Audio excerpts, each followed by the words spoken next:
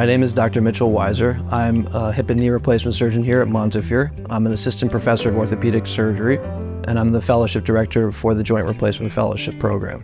The program really offers a broad exposure in joint replacement surgery, both primary surgery and complex revision surgery. We do over 2,000 cases a year, so the fellows really get the ability to see everything from simple primary surgery to the most complex revisions and all the different techniques that you really need to employ to be a successful joint replacement surgeon.